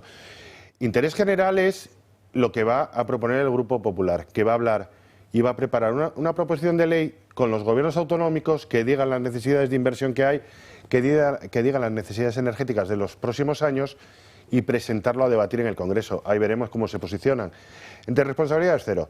Y además, Red Eléctrica es un caso muy extremo de colonización como de empresa estatal. Correos, ya llevamos política, esta tarde dos. La SEPI y los presidentes siempre han sido de orden político y luego un consejo muy generoso donde siempre ha habido políticos. Y que si te echan, porque le echaron de un lado y de otro, le echaron de la SEPI por su implicación en los ERES y lo recogieron en Servinamar. Algo huele a podrido en Dinamarca, que decía aquel. Bueno, algo que tienen que conocer, aunque al final no se lo puedo contar, mañana lo haré, lo prometo, y es qué pasa con la vista de Santos Cerdán. Los abogados piden que salga de la cárcel, Fiscalía Anticorrupción dice que debe permanecer en la cárcel, y a ver qué decide la Sala de Apelaciones, que es quien tiene que decirnos, supongo que mañana, qué pasa con Santos Cerdán, que lleva 3 semanas y algo en Soto del Real. ¿Qué argumentan los abogados, entre ellos Jacote y Gelo y Salellas, Benet Salellas, el de los indepes catalanes? Pues argumentan que es que las cintas en las que aparece él hablando de obras están manipuladas con inteligencia artificial. Y que Koldo, bueno, no se fíen de Koldo, que Koldo era un hombre de la Guardia Civil. Anda que no tiene guasa lo que argumenta en el Tribunal Santos Cerdán. Pero bueno, mañana, como les digo, les contaré, espero yo que lo que decida el Tribunal sea que continúe en la cárcel, porque no ha cambiado gran cosa la investigación de su caso. La Fiscalía lo está pidiendo, Luzón está muy firme, yo creo que al final la medida más prudente hay que dejársela a quien corresponda, pero yo creo que sí hay que mantener la prisión provisional. Sin duda. Sin duda. Y en cualquier caso, yo que no pase desapercibido, considero gravísimo que el Ministerio de Interior, poniéndose del lado de los corruptos, no del lado de la legalidad ni de la decencia, impida que la UCO sepa y conozca quién ha visitado a este hombre. ¿Y quién lo va a visitar? Lo que quieren es saber quién le va a ir a visitar. Pero quién le ha visitado y quién le va a ir a visitar depende de instituciones penitenciarias. Secretaría General del Ministerio Marlaska. Marlaska ha optado por los corruptos y aparte impide a la UCO hacer su papel de policía judicial cuando está en una investigación. Estamos tapando posibles líneas de investigación solamente para proteger a los corruptos, a Cerdán y a todos ellos. Es muy grave, ¿eh? Te agradezco que saques el tema porque a mí se me había olvidado. Pero el juez... Es muy grave esto. El juez del Supremo, al que le comunicaron que había pedido la UCO que se hubieran informado de la visita que iba a tener el preso preventivo, Cerdán, pues lo comunicó al juez que estaba entendiendo de la instrucción. Y el juez le ha dicho, eso que es un tema de interior, tiene que decidirlo interior. Vosotros lo que hagáis con este tipo de preguntas, no es un tema judicial. La administración carcelaria que decida y corresponde a interior. Y interior es el que ha dicho hoy que nada, que no se dé más información a la OCU sobre las visitas que está teniendo Santos Cerdá. Porque bueno, es el competente, no es un tema, no es una resolución judicial que tiene que cumplir. Es que perdona, pero la UCO investiga como policía judicial, es decir, se ponen palos en la investigación judicial también. Sí, y el Ministerio se alinea con los corruptos. Sí, así está, porque es el superior del secretario general de instituciones penitenciarias. Eso es así. Ya está. Eso es así. Bueno, caso Montoro, Cristóbal. El ministro de Hacienda con Aznar y con Rajoy. ¿Qué se sabe nuevo de este caso? Pues vamos escudriñando en el sumario y ahí aparecen, ¿qué cosas aparecen? Aparecen compañías muy importantes, porque si ahí había tomate, como suele decirse, hay que buscar grandes tomateras. Y las grandes tomateras, pues no son algunos de los que habían salido hasta ahora. Por ejemplo, Ferrovial, que pagó 600.000 euros al equipo económico, como se llamaba, la asesoría de Montoro, para acelerar el pago a proveedores. También ha salido, esto ya me extraña un poco menos, una compañía bien importante que fue de Andalucía, Abengoa, empresa que, por cierto, tenía algunos ilustres socialistas en su consejo de administración a título de abre puertas, porque Abengoa hacía cosas bastante complicadas, de las cuales no es capaz, por ejemplo, Cristina Narbona o Josep Borrell, que estaban allí de abre puertas, ¿verdad? Como recordaréis. Bueno, de relaciones institucionales. Sí, bueno, ya, qué bonito queda. Más fino, ¿eh? Qué eufemismos. ¿Qué os parece el caso Montoro? Bueno, mira, el caso Montoro, lo que no tenemos que huir y condenar es todo lo que sea lo mediático y lo del telediario. Es verdad que hay una situación que habrá que investigar, que está en manos de la justicia, pero no podemos caer en la condena de las titulares de los telediarios y de los periódicos de papel en las portadas que ya están condenando. Hay que dejar que trabaje la justicia. Si el caso se confirma, es muy feo y es muy gordo. Si el caso se confirma, ¿no? Hay que trabajar la justicia, hay que defender la presunción de inocencia y hay que esperar a la sentencia y a los recursos, Javier. Aquí no cabe otra. Bueno, el tema es muy feo. Si es verdad, es muy feo. Y si se ha hecho ese tipo de conducta desde el Ministerio de Hacienda, pues rematadamente feo. No cabe otra desde el punto de vista de alguien que está trabajando en la ley o con la ley. Desde los que trabajamos en otros flancos trincheras de la vida pública en España, sí cabe otra. Salga usted y defiéndase, señor Montoro. Salga usted y diga que no hay ninguna irregularidad, que usted es inocente y que tal cosa que se le imputa no es verdad. Y que además esto es una cacería o lo que suelen decir, porque en una sociedad libre eso es muy importante. Si no se acaba formando callo sobre la idea de olvidarse de la presunción de inocencia, que es muy frecuente y muy poco recomendable. Tiene que estar presente y hay que huir de las condenas estas. Es verdad, pero también depende de que el afectado dé la cara. Sí, también debe y ser. Cuente un poco su verdad, ¿no? Lo también que no se puede pretender es que si el tío se calla como murciélago, pues nosotros, por ser vos quien sois, vayamos a hacerle el descuento pronto pago de la presunción de inocencia. No, tampoco es así. Bueno, en este caso, evidentemente, máximo respeto a la justicia, sí, hombre, que la justicia investigue, que si tienen que imputar, procesar, que ellos verán los pasos que siguen. Desde luego nosotros lo que no hacemos es lo que están haciendo los socialistas. En segundo lugar, en este país no se ha afrontado todavía lo que son los lobbies, regularlos, como están en otros países europeos, pero en cualquier caso, y yo creo que esto es lo más importante, el Partido Socialista cree que con esto ha logrado el gol del empate. Y hablar de un exministro del Partido Popular de hace X años frente a Pedro Sánchez, a Santos Cerdán, a Sabiniano, a Jessica, a Ábalos, a Armengol, a Óscar López, al fiscal general del Estado, a toda esta banda o a los magníficos gestores de correos como acabamos de ver, o la irresponsable Beatriz Corredor de Red Eléctrica, o tantos y tantos ejemplos, pues bueno, es una ilusión que tienen, que se vayan contentos estos días de vacaciones, pero esto no oculta la miseria y lo podrido que está este gobierno del Partido Socialista ahora mismo. Creo que fue ayer la nueva portavoz de su partido, decía que esto es tanto como considerar que los españoles somos estúpidos, ¿no? Comparar, equilibrar el asunto Montoro con todo lo que llevamos visto, ¿no? Pedro Sánchez, además de trazar el muro entre supuestos demócratas que son ellos, incluyendo los batasunos y Esquerra, y los demás, que somos todos pseudodemócratas o fascistas directamente, juega mucho con lo de creer que somos todos idiotas. Sí, sí, sí. Ahora bien, don Manuel, esto vale para todos. Que un asunto extraordinariamente se demore 7 años en un cajón de un juzgado en Tarragona. Eso es una coincidencia, por sí, lo menos, no, si lo que salga la noticia, que levante el sumario justo en un momento tan delicado como lo que está viviendo. Claro, después de 7 años. Después de 7 años. Pero no solo caen de un lado político.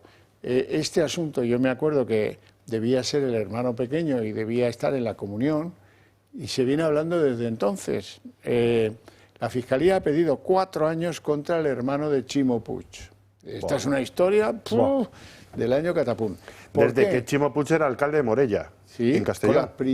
Con las primeras subvenciones que le dio a la empresa de su hermano, que creo recordar que era una radio, luego fue un audiovisual y al final acabó siendo un grupo con medios escritos incluso. Y el hermano fue subiendo y ahora desde Morella, pero pasado mañana desde la Generalitat de Valencia. Y ahí te va, hermanito, hermanito, ahí te va, ahí te va.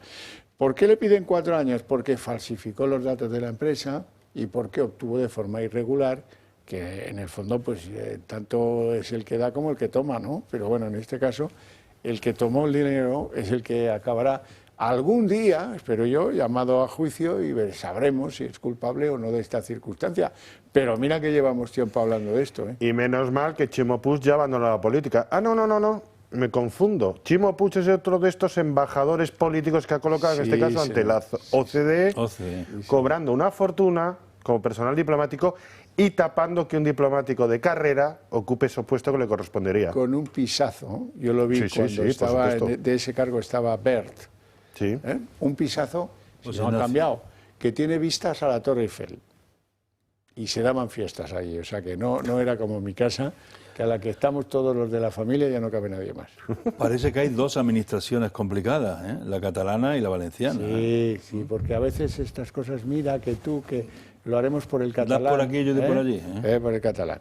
Bueno, y ahora una bellaquería para terminar el programa. Resulta que este hombre, tipejo, Álvaro García Ortiz, el fiscal general del Estado, presume en unos cursos de verano de ser uno de los españoles mejor informados. No que filtran la información que tiene por razón de su cargo, eso es otro tema. ¿No te parece que esto es de un pretencioso que tira de espalda? Sí. Además ha dicho, en los cursos de verano creo que ha sido de la Complutense, ¿no? Sí. Además ha dicho que la Fiscalía es una institución independiente insertada en el Poder Judicial, que no tiene que ver nada ni con el Poder Ejecutivo ni con la Administración. Es marciano y llevan el dedo meñique así estirado. Sí, debe ser eso, ¿no? ¿Qué te parece? Cuando presumes de ser el más informado y además teniendo cara de ser poco avispado es porque estás rondando el límite de la ley. Y yo creo que este hombre es lo que le pasa. Ya está imputado. Y él se está además anunciando que puede seguir metiendo las patas, como lo ha metido por investigar un caso particular contra un enemigo político. Y en cualquier caso, si me permites, no viene a colación, pero sí que quiero, porque estos días están siendo muy duros muy rápido, para 2 alcaldesas del Partido Popular, de Alcalá y de Pozuelo, de Judit y de Paloma, que están plantando cara al Gobierno con todo el tema de los menores no acompañados, que el Gobierno está haciendo con una falta total de lealtad institucional, manejando a los menores como si fueran fardos o paquetes y llevándoles de aquí para allí a sitios donde no reúnen las condiciones. Entonces, mi solidaridad total con estas alcaldesas. Desde luego. No tenemos tiempo para más, lo dejamos aquí, si acaso con mi agradecimiento a estos 2 invitados por su presencia en el programa y sobre todo por sus opiniones, y a ustedes por su interés y su paciencia. Ahora eso sí, para ustedes hay premio a la vuelta de publicidad el día en 30 minutos.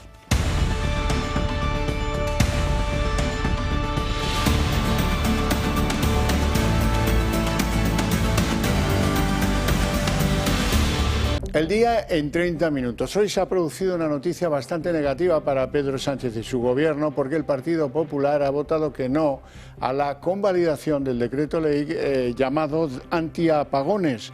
El voto del PP junto al de Vox, al de Junts y al de Podemos han tumbado ese decreto ley que ahora pues queda completamente sin vigor.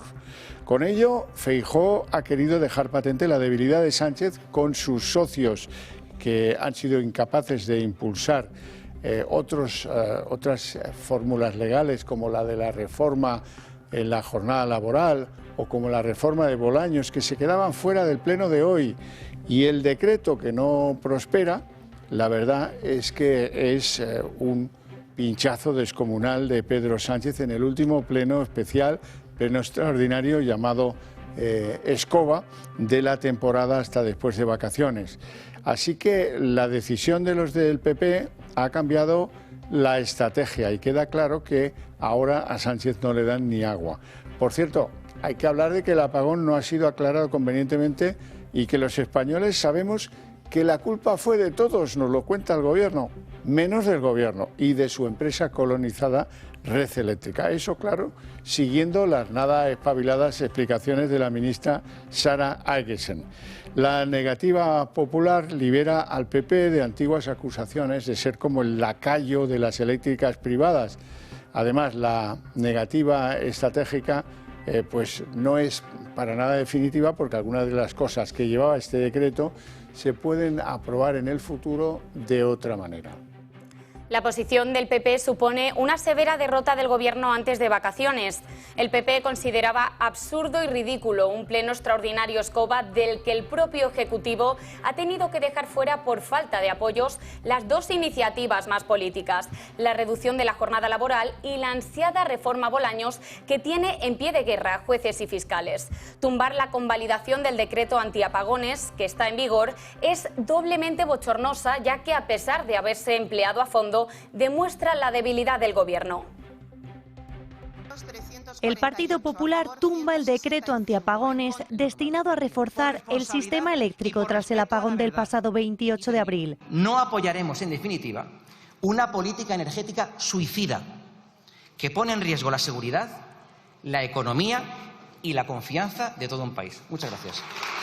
Los populares consideran que no se incluyen las medidas necesarias para evitar que se repita en un futuro. Con los votos en contra del PP, Vox, Junts y Podemos, el Gobierno suma una derrota más en el Congreso. No tiene mayoría para sacar adelante iniciativas. Por eso se han retirado las dos propuestas de mayor calado político en el último pleno extraordinario del Congreso antes de las vacaciones de verano: la reducción de la jornada laboral y la reforma conocida como Ley Bolaños. La aprobación o no de esta respuesta inmediata ha dependido hasta el último momento del Partido Popular. Ellos tenían la llave y quedaba en sus manos que el Gobierno convalidase o no el decreto ley, porque Podemos ya avanzó su rechazo a la norma. Creo que es evidente que lo que tenemos encima de la mesa es un real decreto que podría haber escrito el señor Sánchez Galán de Iberdrola. Están muy cómodos con un real decreto que les desresponsabiliza de todo lo que pasó el 28 de abril. Con el llamado decreto antiapagones, el Ministerio para la Transición Ecológica pretendía que la Comisión Nacional de los Mercados y la Competencia elaborase dos informes sobre el control de la tensión eléctrica y la recuperación del servicio tras un corte. Además, exigía a Red Eléctrica revisar la normativa técnica vigente y proponer mejoras legales en un plazo de entre 3 y 15 meses. Las empresas del sector energético han estado intensificando la presión sobre el PP y Junts, que tampoco anticipó su voto, para que se convalidase el Real Decreto. El sector alertó de pérdidas inminentes de hasta 3.000 millones de euros en inversiones renovables y de una posible subida del 12%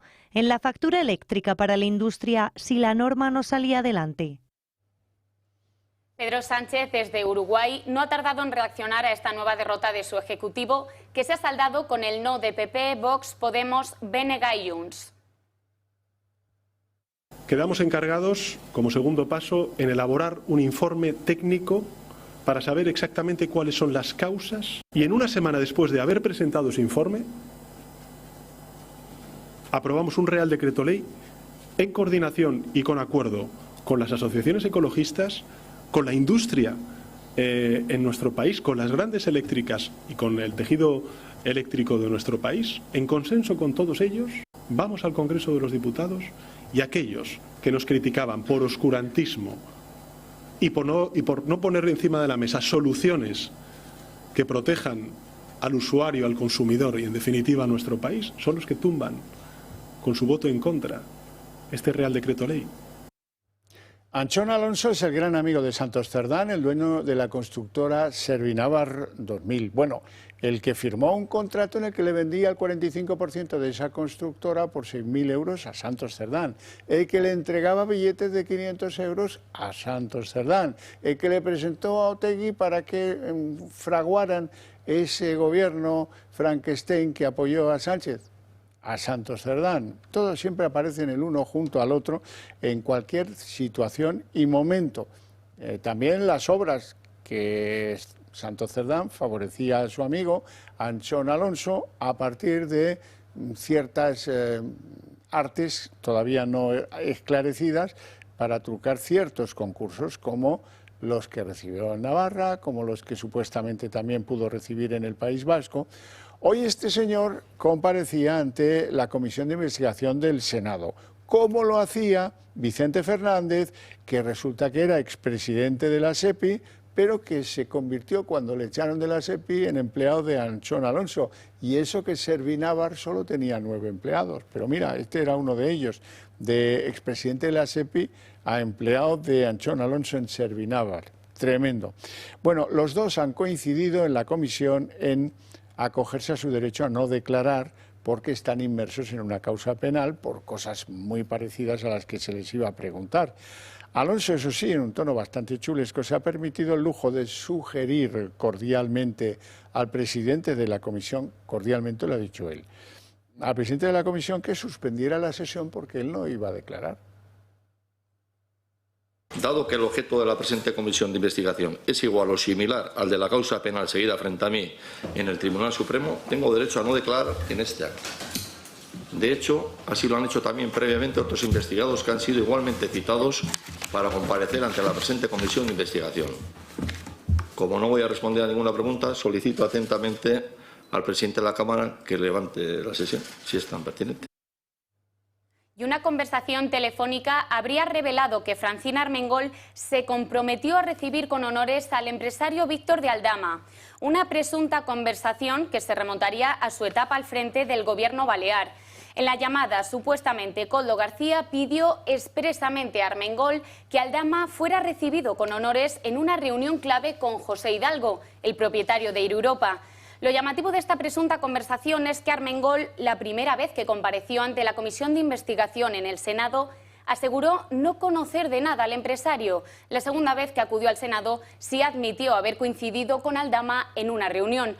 Ahora, estas conversaciones inéditas, sumadas a capturas de conversaciones entre ambos, apuntan a contradicciones en su versión sobre su relación con el empresario. La UCO ultima en estos momentos un informe sobre la presunta implicación de Armengol en el caso Koldo, que será entregado próximamente al juez Ismael Moreno. Y este martes la Sala Segunda del Tribunal Supremo ha celebrado una vista para decidir si dejar en libertad a Santos Cerdán. Su defensa ha vuelto a alegar que no existen indicios sólidos contra el exsecretario de Organización del PSOE. Considera que Cerdán es víctima de una presunción de indecencia y ha exigido al juez del Supremo que le saque de prisión. La Fiscalía y la acusación popular se han opuesto a la excarcelación al considerar que hay riesgo de destrucción de pruebas. La decisión está ahora en manos de la Sala de Apelaciones. Y en el caso que protagoniza el exministro de Hacienda, Cristóbal Montoro, ya saben que se va conociendo poco a poco algún detalle del sumario, un sumario largo, prolijo y mantenido en secreto durante 7 años. Hemos sabido hoy que Ferrovial, una de las grandes constructoras de este país, pagó cerca de 600.000 euros al despacho de Montoro para acelerar el pago de proveedores. También la empresa andaluza Abengoa, típica y conocida por haber fichado a algún que otro socialista para formar parte de su consejo de administración, parece que pagó 5 millones de euros a Equipo Económico, la empresa de Montoro, por sus servicios. En el horizonte empiezan a planear sombras sobre las ayudas que la Xunta de Galicia dio a la industria electrointensiva y que bendijo una ley propiciada por Cristóbal Montoro. Último pleno del verano, un pleno escoba y todo un examen para este gobierno que ha suspendido clamorosamente. El Ejecutivo ya ha tenido que dejar fuera aquello de la reducción de la jornada laboral, el placebo para Yolanda Díaz, y también lo de la ley Bolaños, clave para sostenerse en el poder. No había apoyos de los suyos y por lo tanto han quedado fuera. Sin esos dos elementos de más enjundia, los más políticos, este pleno extraordinario se ha venido a menos. El interés central era ver cómo le permitían los demás a Sánchez irse de vacaciones. Y ha sido vapuleado. Como no tenía unanimidad dentro de lo que es su grupo convalidador profesional, pues ha tenido que someter a votación el decreto antiapagones entre el conjunto de los grupos de la Cámara y se ha quedado sin ello. ¿Por qué? Pues porque Sánchez quedaba a merced de la piedad que pudiera tener con él el Partido Popular y Feijóo se quedaba en la tribuna como César con el pulgar hacia abajo y al final la convalidación ha caído. La han tumbado el PP, Vox, Junts y Podemos, todos en contra. Así que parece que Feijóo está ya convencido de que los españoles debemos visualizar un Partido Popular que no le va a dar oxígeno a Pedro Sánchez. Tenemos que visualizar las debilidades del gobierno y también pues que el decreto antiapagón era una chapuza en la que a base de talonar y de soltar 3.000 milloncejos resulta que pretendía zanjar la cuestión que nos debe, que es contarnos por qué se produjo el apagón y qué hay que hacer para que esto no se reproduzca. La pregunta ¿es una pose del PP? ¿Va a durar en el tiempo? Pues no lo sé, tal vez rectifique en un segundo intento de aprobar partes de este decreto antiapagones. El tiempo lo dirá. Lo relevante es que el PP no quiere cargar una vez más con ese mochuelo de que es el paladín de las empresas eléctricas privadas. En la fina piel de Génova llevan ahora una escocedura nueva y es que no parezca que su negativa al decreto ley se pueda comparar con la negativa, por ejemplo, de Podemos. La Fiscalía pide 4 años de cárcel para Francis Puig por un delito de falsedad y estafa en la obtención de subvenciones para empresas de comunicación. El magistrado instructor considera que para conseguir las ayudas de promoción al valenciano, los investigados utilizaron presuntamente un entramado de facturas falsas, sociedades instrumentales, domicilios ficticios o actividades no relacionadas con esta promoción del valenciano. Las ayudas se otorgaron entre 2015 y 2016 a productoras que administraba Francis Puig en la provincia de Castellón. El Ministerio Público pide además al hermano de Ximo Puig una responsabilidad civil directa y subsidiaria de más de 110.000 euros. El grupo público Correos está a la última pregunta tieso, como dirían en Andalucía. Resulta que el gobierno ha decidido rescatarlo con una aportación nueva, extraordinaria, de 3.000 millones de euros durante los próximos 4 años. Esta, hay que recordar que fue una de las primeras empresas colonizadas a la llegada a la Moncloa de Pedro Sánchez y que lo hizo, pues en parte, para convertir al que era jefe de gabinete en la Moncloa, José Manuel Serrano, que después de 5 años al frente de Correos dejó la empresa absolutamente pues perforada con unas pérdidas de más de 1.000 millones de euros. Serrano, por cierto, fue el que colocó como directiva de Correos a Leire Díez, la fontanera espía del PSOE, con unos sueldos superiores a 100.000 euros año.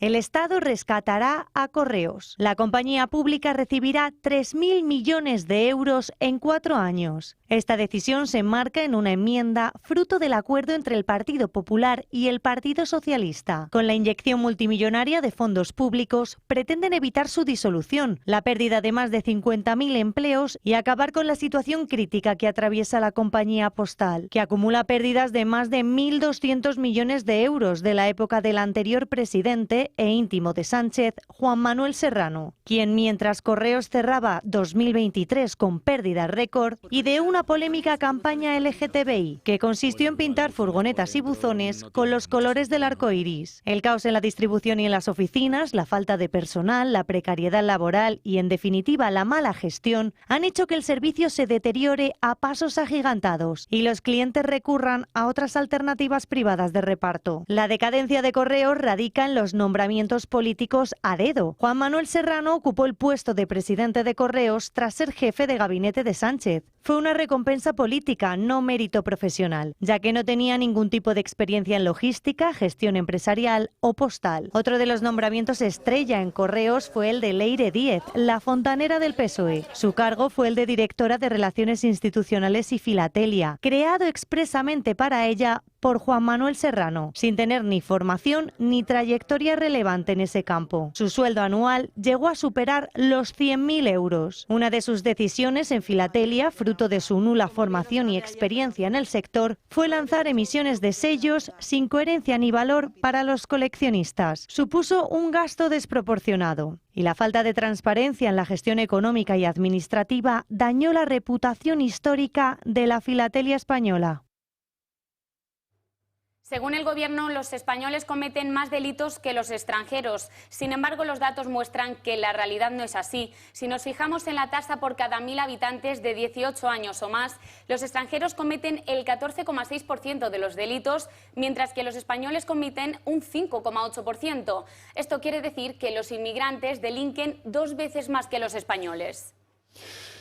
La ocupación ilegal continúa siendo un elemento central de preocupación de la sociedad española. Los profesionales de la ocupación ahora se están cebando sobre la gente mayor, les controlan, les vigilan, aprovechando que a lo mejor pues, no están tan avezados en eso de vigilar su entorno.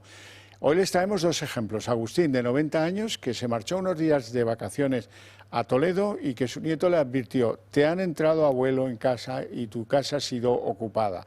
El otro ejemplo, Josefina, de 85 años, que tuvo la desgracia de alquilarle su vivienda a unos inquiocupas que dejaron de pagarle al poco tiempo, y ahora seguramente ustedes entienden mejor, después de ver el vídeo, que España sea el país de Europa donde se venden más alarmas. La ocupación en España continúa siendo un azote social. En 2024 hubo 16.426 denuncias, según el Ministerio del Interior, un aumento del 7,4% comparado con el año anterior. En los primeros meses de este 2025, el Consejo General del Poder Judicial muestra un repunte superior al 5%. Los últimos casos demuestran que los ocupas tienen ahora un objetivo: ir a por los ancianos. En Getafe, Agustín, un anciano de 90 años que lleva viviendo en la misma casa durante más de medio siglo, se encontraba pasando unos días en Toledo. Uno de sus nietos, al pasar por la vivienda, descubrió la ocupación. La cerradura estaba cambiada y dentro había gente. La familia intentó echarles y fueron los propios ocupas los que llamaron a la policía. Los ocupas, con antecedentes por estafa y robo, presentaron a los agentes un contrato de arrendamiento falso, como si el anciano les hubiese alquilado el piso, y un vídeo que simulaba una mudanza a la propiedad, tras lo cual han sido detenidas 4 personas, 3 hombres y una mujer de nacionalidad peruana y cubana, entre los 32 y 60 años de edad. Se les acusa de allanamiento de morada y falsificación documental. 2 ocupas que estaban en la casa, que no han sido detenidos, se han trasladado al piso contiguo. Agustín se encontró con la casa totalmente desmantelada. Habían vendido los objetos de valor y destrozado las dependencias del anciano. Otro caso: Josefina, de 86 años y residente de Madrid, puso en alquiler su piso y recibió de una futura inquilina una nómina de 4.000 euros en forma de garantía para demostrar que era solvente. El contrato empezó en 2021. Pero la anciana cuenta a Telemadrid cómo la inquilina lleva 2 años sin pagar. Josefina tiene una pensión de 800 euros y tiene que afrontar todos los gastos de la casa. Afirma que le deben 30.000 euros. Los inquiocupas han declarado personas vulnerables, pero tienen otra vivienda en Segovia, afirma Josefina, que espera a que se celebre un nuevo juicio. Esta es la situación actual de la ocupación en España. Los más vulnerables son el objetivo. Gloria, y fíjate, aquí nos quejamos porque hay mucha gente en las playas. Aquí hay gente en las playas, pero es que hemos encontrado todavía una playa en la que hay más gente que en Benidorm. Se trata de una playa de China. Como ven, las altas temperaturas que azotan al país estos días han llevado a miles de personas a buscar alivio junto al mar. Unas imágenes impresionantes que nos muestran la arena y los alrededores de la playa completamente abarrotada de bañistas y con muy poco espacio entre sombrillas y toallas. Y hasta aquí el día en 30 minutos. Les deseamos una feliz noche a todos, especialmente a aquellos que decidan continuar con la señal del Toro Televisión. Les dejamos con En Dos Continentes con Sandro Meco. Hasta mañana.